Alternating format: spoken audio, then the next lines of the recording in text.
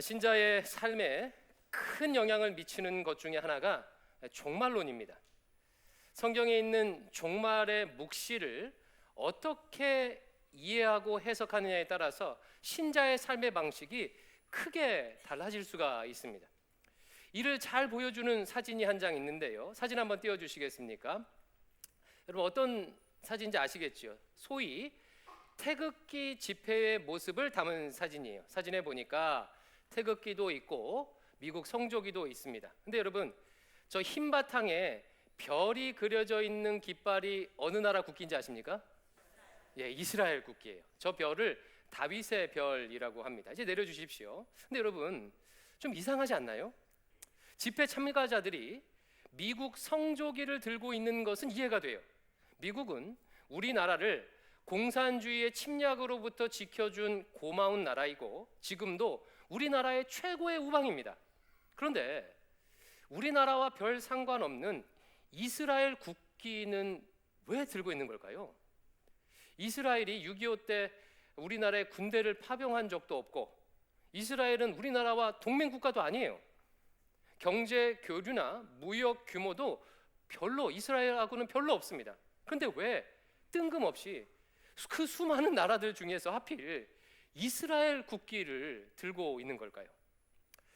여러 이유가 있을 수 있겠지만 핵심 이유 중 하나는요, 종교적 이유입니다. 태극기 집회에 참석하는 분들 중 상당수가 보수 기독교인들인 것을 감안한다면 이스라엘 국기를 들고 있는 것은 특정 종말론의 영향 때문이라고 할 수가 있습니다. 역사 신학자들은 한국 교회가 세대주의 종말론의 영향을 크게 받아서 한국 기독교인 상당수가 이스라엘과 중동이 전쟁을 하면 이스라엘 편을 들고 정치 집회 나올 때는 이스라엘 국기를 들고 나오는 것이라고 분석을 해요. 본인이 인식을 하든 인식하지 않든 그 배경에 세대주의 종말론이 있다는 것입니다. 이처럼 어떤 종말론을 가지고 있느냐는 신자의 삶에 큰 영향을 미쳐요. 종말론에 따라서 지지하는 국가도 달라질 수 있고 정치적 입장도 달라질 수 있는 것입니다. 이에 오늘은요, 요한계시록의 매우 중요한 주제인 종말론을 다루어 보고자 합니다. 계시록을 해석하는 대표적인 세 가지 종말론에 대해서 먼저 설명을 드리고, 그리고 그 다음에 그동안 한국교회에 큰 영향을 끼친 세대주의 종말론을 살펴보고, 마지막으로 건강한 종말론을 위한 방향을 제시해 보고자 합니다. 한정된 시간 안에 이 방대한 내용을 다루어야 하기에 제가 아주 짧고 핵심만 짚고 넘어갈 테니까 집중해서 따라오시기를 바랍니다. 예, 한번 놓치면 따라오기가 힘듭니다. 오늘 내용은 특별히. 자, 기독교 신학에는요, 종말론이 크게 세 종류가 있어요. 계시록 19장 20장에 나온 천년 왕국을, 오늘 본문에 나온 천년 왕국을 어떻게 해석하느냐에 따라서 세 종류의 종말론이 있다는 거예요. 여러분, 뭐에 대한 해석에 따라 종말론이 세 가지로 나눈다고요? 천년 왕국에 대한 해석. 먼저 요한계시록 19장 20장은요, 이런 내용입니다. 요한이 환상을 보았더니 예수님께서 백마탄 자의 모습으로 나타나서 성도들을 핍박하던 악한 무리를 다 무찌르세요. 그러자 한 천사가 무저갱의 열쇠, 지옥 열쇠를 가지고 나와서 마귀 사탄을 무저갱에 가두고 1000년 동안 결박을 시켜버립니다. 이후 이마에 짐승의 표를 받지 않는 하나님의 백성들이 그 1000년 동안 예수님과 더불어 왕 노릇하면서 이 세상을 다스려요. 바로 이 환상을 소위 천년 왕국 환상이라고 부르고, 이 천년 왕국에 대해 세 가지 해석이 있다는 거예요. 자막 띄워주시겠습니까? 저를 따라서 말해봅니다. 전 천년설, 후 천년설, 무 천년설, 이렇게 세 가지가 있어요. 전 천년설이라는 것은 천년 왕국이 시작되기 전에 예수님이 재림하신다는 종말론이에요. 그러면 한번 생각해 보세요. 후 천년설은 뭐겠습니까? 천년 왕국 후에 예수님이 재림하신다는 종말론이겠지요. 무천년설은요, 계시록에 나와 있는 천년을 실제 천년이 아닌 상징적인 숫자로 보는 것이 무천년설입니다. 어렵지 않지요? 자, 그러면 전천년설부터 보겠습니다. 전천년설은 천년 왕국을 상징이 아니라 문자 그대로 해석한다는 특징을 가지고 있어요. 조금 전에 계시록 19장 20장의 내용을 요약했었는데요, 문자적으로만 보면 천년 왕국 전에 먼저 어떤 일이 일어나야 합니까? 예수님께서 백마를 타고 나타나 성도들을 박해하던 악한 무리를 다 물리치고 사탄을 무저갱에 가두셔야 돼요. 전천년설은요, 이것을 문자 그대로 받아들이는 거예요. 예수님이 재림하셔서 악을 물리치시고 그 다음에 천년 왕국이 온다고 해석하는 것이 전천년설입니다. 이 전천년설은 초대교회 성도들이 받아들였던 종말론이에요. 당시 교회는 로마 제국의 극심한 박해를 받고 있었습니다. 그들은 요한계시록에 나온 교회를 핍박하는 짐승과 바벨론이 로마 제국을 상징하는 것임을 알고 있었어요. 이에 예수님께서 곧 재림하셔서 저 로마 제국을 무찌르고 성도들이 다스리는 세상을 가져다 줄 것이라고 기대를 했습니다. 계시록 20장에 나온 천년 왕국이 바로 그 세상을 의미한다고 해석했어요. 그 승리의 날을 고대하면서 로마의 핍박을 초대교회 성도들이 견딘 거예요. 그런데 여러분, 놀랍게도 실제로 교회가 승리한 사건이 발생합니다.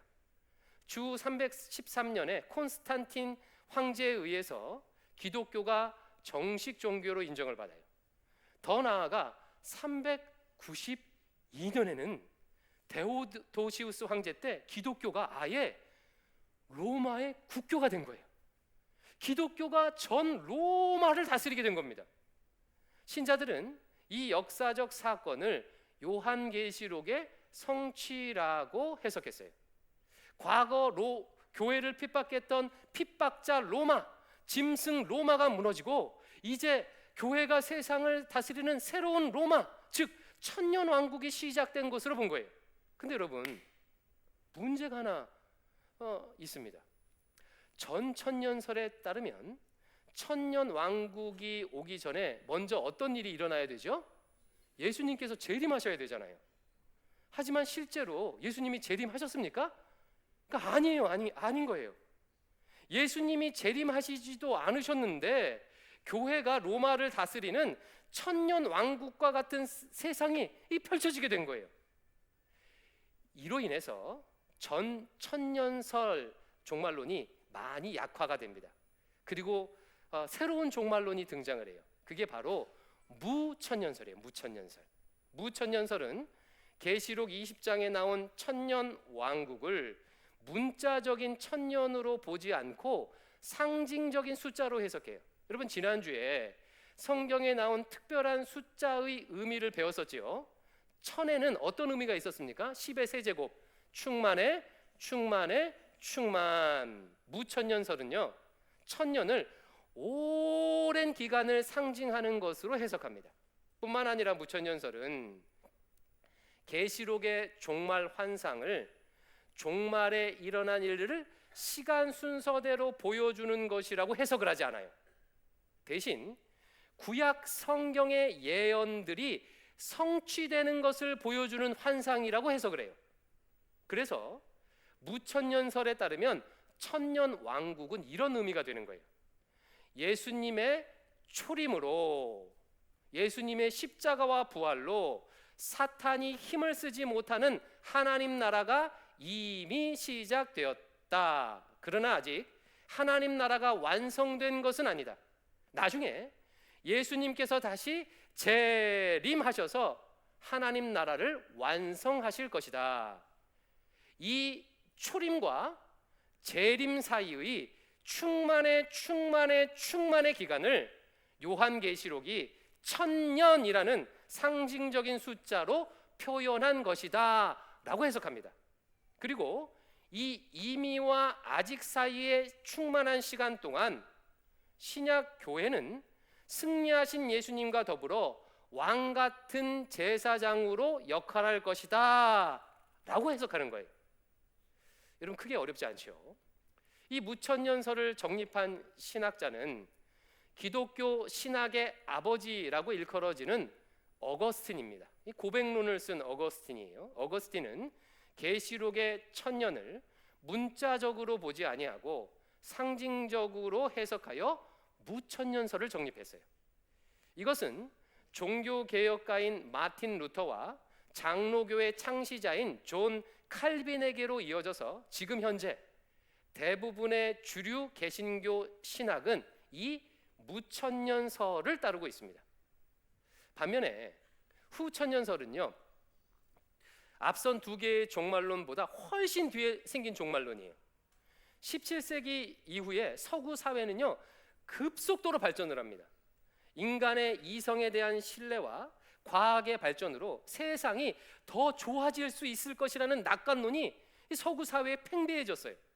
이와 더불어 이 시기에 기독교 복음이 온 세상으로 전파됩니다. 대항해 시대를 맞이해서 기독교가 유럽을 넘어 아메리카와 아프리카 대륙으로 건너가요. 또한 19세기 이후에는 미국과 영국에 일어난 대각성 운동의 영향으로 아시아에까지 기독교 복음이 전파돼요. 우리나라도 이때 복음이 들어오지 않았습니까? 그러자 이런 생각을 하는 신학자들이 생겨난 거예요. 이렇게 세상이 좋아지고 복음이 온 세상에 전파되는 것을 보니까 지금 우리가 계시록이 말하고 있는 천년왕국 시대를 살고 있는 것이 정말 맞는 것 같아. 그런데 마태복음에 보니까 천국 복음이 온 세상에 전파되면 그때 예수님께서 재림하신다고 했잖아. 이 천년왕국 끝에 예수님께서 재림하시겠구나 라고 하며 후천년설을 주장하게 된 거예요. 후천년설을 주장한 대표적인 신학자는 청교도 신학의 대부라고 불리는 조나단 에드워드와 또 장로교 헌법의 기초를 놓았던 찰스 핫지 등이 있습니다. 후천년설은요, 무천년설과 비슷한 점이 많아요. 먼저 계시록의 천년을 예수님의 초림부터 재림까지의 기간이라고 그렇게 봅니다. 다만 차이가 있다면 후천년설은 이 세상을 낙관적으로 보는 거예요. 예수님의 재림 전에 악이 줄어들고 세상이 점점 더 좋아질 것이라고 기대합니다. 좋아진 그 정점에 예수님께서 재림하실 것이라고 주장을 해요. 반면 무천년설은요, 예수님의 재림 전에 세상이 좋아질 것이라든가 혹은 전천년설처럼 세상이 더 나빠질 것이라든가 등등 세상을 결정론적으로 보지 않습니다. 후천년설은요, 이후 1, 2차 세계대전으로 인해서 크게 약화가 됐어요. 세계대전으로 인해서 수천만 명이 목숨을 잃게 되자 세상이 좋아질 것이라는 낙관론이 유럽 사회에서 사라져버렸습니다. 그리고 지금까지도 후천년설은 신학계 안에서 별로 인정을 못 받아요. 자, 여기까지 제가 설명을 해드렸는데 크게 어렵지 않지요. 한번 정리해 볼까요? 전천년설은 천년왕국 시작 전에 예수님께서 재림하실 것이라고 믿는 종말론이다. 계시록을 문자적인 시간 순서로 해석한다. 무천년설은 천년왕국의 천년을 상징으로 해석한다. 계시록의 천년을 예수님의 초림과 재림 사이의 기간을 의미하는 것으로 본다. 후천년설은 무천년설처럼 천년을 상징적인 기간으로 보지만 다만 세상이 점점 좋아질 것이고 그 정점에 예수님이 재림하실 것이라는 낙관적인 전망을 가지고 있다. 이상의 세 가지가 요한계시록의 종말을 해석한 대표적인 입장이에요. 현재 대부분의 복음주의 교회는 무천년설을 따르고 있고 저도 역시 무천년설을 지지합니다. 그러면 이제 한 걸음 더 나아가서 한국 사회에 큰 영향을 주었던 세대주의 종말론을 살펴보겠습니다. 세대주의 종말론은요, 전천년설의 아류 중 하나예요. 때문에 세대주의 전천년설이라고 불러요. 뭐라고 부른다고요? 세대주의 전천년설. 자, 사진 2번 띄워주세요. 세대주의 전천년설은요, 19세기 영국의 존 넬슨 다비라는 사람이 정립한 종말론입니다. 이렇게 생기신 분이에요. 세대주의는요, 인류의 역사를 7개의 세대로 구분하여서 세대주의라는 이름이 붙여졌어요. 세대주의 종말론은 몇 가지 특징을 가지고 있는데 가장 중요한 특징은 2가지입니다. 이건 꼭 좀 기억하셨으면 좋겠어요. 첫 번째 세대주의 종말론의 특징은요, 예수님의 이중재림, 7년 대환란, 휴거를 주장해요. 여러분, 전천년설은 천년 왕국 전에 예수님이 재림하신다고 보는 입장이라고 했지요. 근데 세대주의 전천년설은요, 한 수를 더 떠서 천년왕국 전에 예수님께서 2번 재림하신다고 주장을 해요. 이중재림, 한 번은 공중재림, 한 번은 지상재림. 그리고 주님께서 공중재림하실 때 살아있는 성도들이 먼저 휴거가 되어서 공중으로 들려 올려지고, 이때 이 지상에는 7년 대환란이 일어난다고 주장을 합니다. 이렇게 주장하는 근거는 다니엘서 9장에 나온 70일의 묵시와 데살로니가전서 4장에 나온 예수님의 공중재림 기사를 자기적으로 짬뽕해서 만들어낸 결과예요. 시간 관계상 그 자세한 내용은 설명하지 않겠는데요, 일단 누군가가 이중재림, 휴거, 7년 대환란 이런 단어를 쓰면 여러분 어떻게 생각하면 돼요? 아하, 저분은 세대주의 전천년설에 영향을 받았구나 라고 생각하면 됩니다. 아마 어르신들 가운데는요, 젊었을 때 이런 가르침을 받으신 분들이 많이 계실 거예요. 2번째 특징은요, 더 중요해요. 세대주의 종말론은요, 이스라엘과 신약교회를 철저하게 분리를 합니다. 구약 창세기에 보면 하나님께서 아브라함에게 2가지 약속을 주시지요. 어떤 약속이지요? 자손에 대한 약속, 또 하나는 땅에 대한 약속을 주셔요. 근데 이 약속은요, 아브라함의 혈통적 자손인 이스라엘 민족이 이 약속을 성취하지 못하고 실패합니다. 이스라엘은 큰 민족을 이루고 가나안 땅을 차지하긴 했지만 하나님 앞에 범죄함으로 인해서 약속의 땅에서 쫓겨났어요. 아브라함에 주신 약속을 성취하는데 실패했습니다. 이것이 구약의 내용 아닙니까? 그러면 여러분, 아브라함에게 주셨던 이 약속은 언제 누구에 의해서 성취가 되죠? 바로 예수 그리스도의 오심으로 성취가 돼요.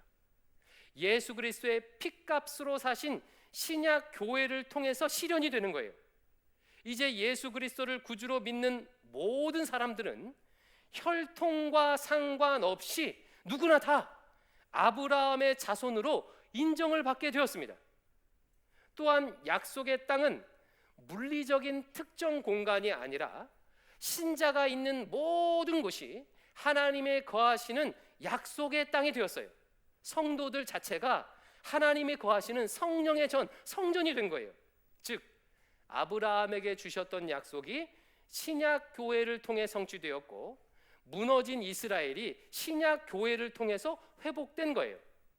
건강한 신학은 이스라엘과 교회를 분리하지 아니하고 신약 교회를 영적인 이스라엘로 봅니다. 그런데 세대주의자들은요, 그렇게 보지 않는다는 거예요. 이스라엘과 교회를 철저히 분리시킵니다. 이스라엘의 회복을 문자적인 이스라엘의 회복으로 믿고, 약속의 땅의 회복 또한 실제로 가나안 땅, 이스라엘 땅의 회복으로 믿는 거예요. 그래서 예수님께서 재림하실 때 실제 이스라엘 나라가 회복되고 이스라엘 나라 땅도 실제로 회복되는 일이 있을 것이라고 주장을 해요. 그리고 나서 천년 왕국이 올 거라고 믿습니다.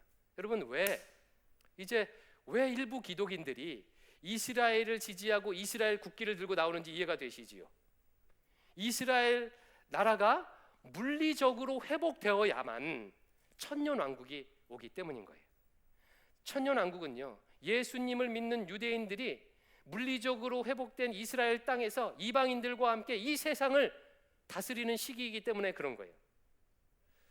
이런 세대주의의 가르침이 19세기 말부터 20세기 중반까지 미국 교회에 크게 번성을 합니다.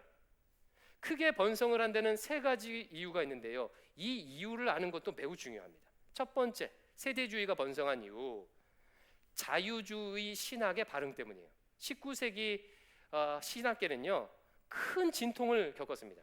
소위 자유주의자라고 불리는 신학자들이 성경을 과학적으로 합리적으로 해석해야 한다고 하면서 성경의 권위를 실추시켜 버립니다. 그러자 그에 반발하여서 성경을 문자 그대로만 믿어야 한다고 주장하는 근본주의 운동이 일어났어요. 이 흐름을 타고 천년왕국을 상징이 아닌 문자적으로 해석하는 세대주의가 보수 개신교인들에게 적극적으로 수용이 된 거예요. 사진 3번 띄워주십시오. 이 사진은요, 스코필드 주석 성경 사진인데요, 이 책은 어떤 책이냐면 성경을 세대주의적인 관점으로 주석한 책입니다. 이 책이 데이트를 칩니다. 아마 어르신들 가운데서는요, 이 성경 보신 분들 계실 거예요. 세대주의 종말론이 퍼지게 된 두 번째 이유는요, 세계대전과 1, 2차 세계대전과 대공황 때문입니다. 20세기 초에 일어난 세계대전과 대공황은요, 신자들에게 어떤 마음을 주게 됐냐면 예수님 재림절에 일어나는 종말의 징조처럼 그게 보인 거예요. 그렇지 않겠습니까? 수천만 명이 죽습니다. 세상이 혼돈스러웠어요. 이런 흐름에서 세대주의자들이 만들어낸 7년 대환란과 휴거라는 개념은 신자들의 귀를 솔깃하게 만들었던 것입니다. 세 번째는요, 이것도 굉장히 중요한데 이스라엘 나라의 건국입니다. 여러분 1948년에요, 그 세계 역사에서 아주 놀라운 일이 하나 발생하지요. 2000년 동안 나라 없이 지냈던 이스라엘이 세계 2차 대전을 계기로 자신들의 나라를 그 중동 땅에 다시 건국하는 일이 생겨난 거예요. 여러분 세대주의자들이 뭐라고 주장했었습니까? 천년왕국 전에 이스라엘이 물리적으로 나라를 회복할 거라고 주장을 했었어요. 그런데 실제로 이스라엘 나라가 그 중동 지역에 2차 대전 말미에 새로 세워진 거예요. 이스라엘 건국으로 인해서 세대주의 종말론이 더욱 힘을 얻게 됩니다. 이런 이유들로 세대주의 종말론은 미국 교회에 큰 영향을 주었고, 한국에 들어온 많은 미국 선교사들 역시 세대주의 종말론을 따르고 있었기에 한국 교회도 자연스럽게 세대주의 전천년설을 받아들이게 되었습니다. 현재 세대주의 전천년설은요, 신학계 안에서 더 이상 인정을 받지 못합니다. 말씀 보존 학회와 같은 몇몇 이단들만 고수하고 있는 종말론입니다. 하지만 지금도 세대주의 종말론의 여파가 여전히 한국 교회와 미국 교회에 많이 남아 있는 것을 볼 수가 있어요. 처음에 보여드렸던 사진처럼 여전히 물리적으로 이스라엘 나라가 회복되어야 한다고 믿고 무작정 이스라엘 편을 드는 신자들이 미국과 한국에 많이 있습니다. 예루살렘이 물리적으로 회복되어야 예수님이 재림하신다고 주장하면서 백투 예루살렘 운동을 하는 선교 단체들도 있어요. 이건 역시 세대주의 종말론의 영향이에요. 무엇보다 한국 교회의 선교에 대한 편협한 이해는 세대주의 종말론의 영향이 남아있는 대표적인 사례라고 할 수가 있습니다. 여러분 세대주의 종말론은요, 주님 재림하실 때 이 세상이 다 멸망하고 사라질 것이라고 믿어요. 때문에 세대주의에 따르면요, 이 세상에 정의를 실현한다거나 좋은 제도를 만들거나 과학을 발전시키거나 아름다운 예술 작품을 만들 이유가 없어요. 어차피 다 사라질 세상이니까 이 세상의 변화에 대해서는 관심을 끄고 주님 오시기 전에 한 명이라도 더 영혼을 구원하는 것만이 의미 있다고 가르쳐요. 예수 그리스도의 총체적 구원과 하나님 나라의 총체성을 개인 구원으로만 한정하여 적용하는 것이지요. 이런 문제점들을 극복해야 하는 것이 한국 교회의 여전한 과제로 남아 있는 것입니다. 그럼 이제 마지막으로 종말론에 대해서 어떤 태도를 가지는 것이 건강할 수 있을지 두 가지만 제안하고 마치도록 하겠습니다. 첫 번째는요, 위에서 살펴본 바와 같이 건강하지 못한 종말론이 있다는 것을 기억하며 분별할 수 있어야 합니다. 여러분, 어떤 종말론이 건강하지 못한 종말론일까요? 종말에 관해서 특정한 때를 지정한다거나 특정한 방식만을 강조하는 종말론입니다. 대부분의 신자들은요, 종말에 관하여 특정한 때를 지정하는 것, 몇 월 며칠에 예수님 재림하실 것이다, 이런 것은 잘못되었다고 이미 다들 알고 계셔요. 그런데 여러분, 때를 특정하는 것만이 위험한 게 아니에요. 종말의 방식과 종말의 대상을 특정하는 가르침도 건강하지 못한 종말론입니다. 베리칩을 받지 않아야, 바코드를 받지 않아야 구원을 받을 수 있다. 신천지 장막 성전에 속해야만 종말에 구원받을 수 있다. 코로나19는 종말이 임박했다는 사인이다. 로마 교황이 적그리스도다. 이스라엘 나라가 회복되어야만 천년 왕국이 이루어진다 등등, 종말의 방식과 대상을 특정하는 것도 건강하지 못한 종말론입니다. 성경은 종말의 때에 대해서만 침묵하는 것이 아니라 종말의 방식과 대상에 대해서도 구체적으로 특정하지 않고 있습니다. 따라서 신자는 종말의 비밀을 가르쳐 주겠다, 이것이 종말의 확실한 사인이다 라는 식의 이야기에 현혹되지 말고 분별해야 합니다. 특정 방식과 대상에 집착하지 않고 하나님께서 종말에 하실 일에 대해서 겸손히 열어놓고 기다려야 하는 것입니다. 이게 건강한 자세예요. 두 번째는요, 계시록은 우리에게 역사의 종말이 있다고 분명하게 말한다는 것을 기억해야 돼요. 여러분, 기독교 신앙은요, 종말론적인 신앙이에요. 예수님을 믿게 되었더니 눈에 보이는 세상이 전부가 아님을 깨닫게 되었다. 하나님의 심판의 날이 있고 그 위에 하나님 나라가 이루어질 것이다. 종말에 이루어질 하나님 나라를 지금 이곳에서 미리 가져와 살아가는 것이 기독교 신앙생활이더라 라고 고백하는 것이 기독교 신앙이에요. 기독교 신앙은 종말론적인 신앙입니다. 그러므로 종말론적인 신앙을 가진 신자는 이 땅에 썩어질 것들을 위해 인생을 낭비하거나 이 땅의 가치에 휘둘리지 않아요. 종말에 이루어질 하나님 나라를 소망하면서 그 나라의 가치를 지금 이곳, 지금 이 자리에서 실현하며 살아갑니다. 사랑하는 성도 여러분, 우리 예수님께서는 반드시 다시 오실 것입니다. 그날이 되면 사자들과 어린 양이 뛰놀게 될 것입니다. 그날이 되면 어린이가 독사굴에 손을 넣고 장난쳐도 물지 않게 될 거예요. 이와 같이 그날이 되면 강자가 약자를 차별하고 폭력을 행하는 불의가 이 세상에서 사라질 것입니다. 그날이 되면 서로를 존재 자체로 존중하고 사랑하는 공의와 정의가 충만한 세상이 이루어질 것입니다. 이것이 하나님께서 우리에게 주신 종말의 비전이에요. 종말에 이 비전이 실현될 것을 확실히 믿고 지금 이 순간 여기서 이 비전대로 사는 것이 신자가 종말을 대하는 최고의 방법입니다.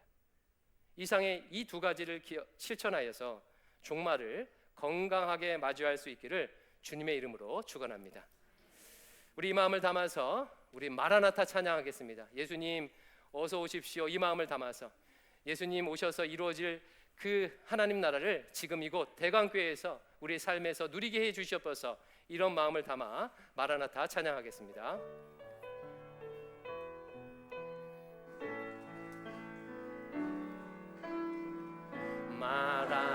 마라나타 주 예수여 어서 오시옵소서. 땅의 모든 끝 모든 족속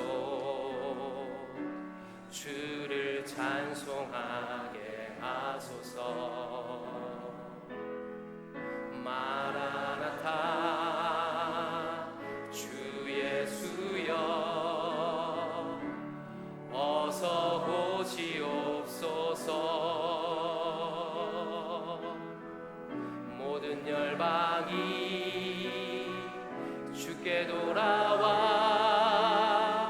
춤추며 경배하게 하소서. 우리 주님 다시 오실 길을 만들자. 십자가를 들고 땅끝까지 우린 가리라. 우리 주님 하늘 영광 온 땅 덮을 때 우린 땅끝에서 주를 맞으리. 마라나타 마라나타 아멘. 주 예수여 오시옵소서. 마라나타 마라나타 아멘. 주 예수여 우리 주님 다시 오실 길을 만들자. 우리 주님 다시 오실 길을 만들자. 십자가를 들고 땅끝까지 우린 가리라. 우리 주님 하늘 영광 온 땅 덮을 때 우린 땅끝에서 주를 맞으. 마라나타 마라나타 마라나타 아멘. 주 예수여 오시옵소서. 마라나타 마라나타 아멘. 주 예수. 우리 마지막으로 고백합시다.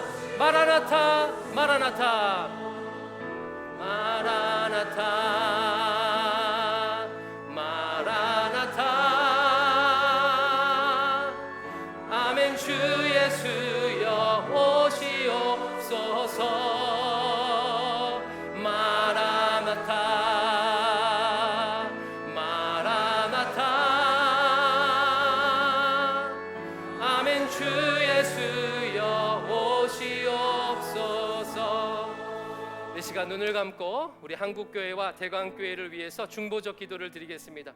먼저 한국교회를 위해서 기도할게요. 하나님, 한국교회 안에 유행하고 있는 거짓 종말에 대한 가르침을 물리쳐 주시옵소서. 건강한 종말론을 회복할 수 있도록 한국교회에 은혜를 베풀어 주시옵소서 기도하시고, 또 대광교회가 마지막 날에 이루어질 하나님 나라를 이곳에서 미리 경험하고 실현하는 그런 교회 되게 해 주시옵소서. 이것을 위해서 우리 한국교회와 대광교회를 위해서 축복하며 함께 기도하겠습니다. 아버지 하나님,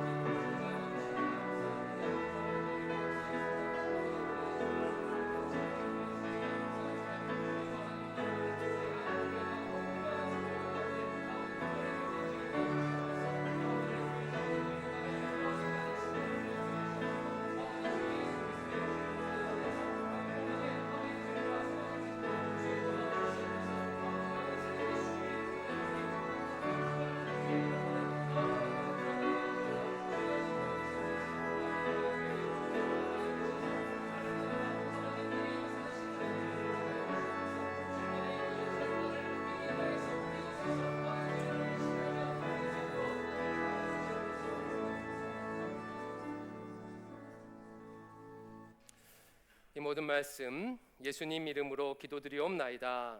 아멘.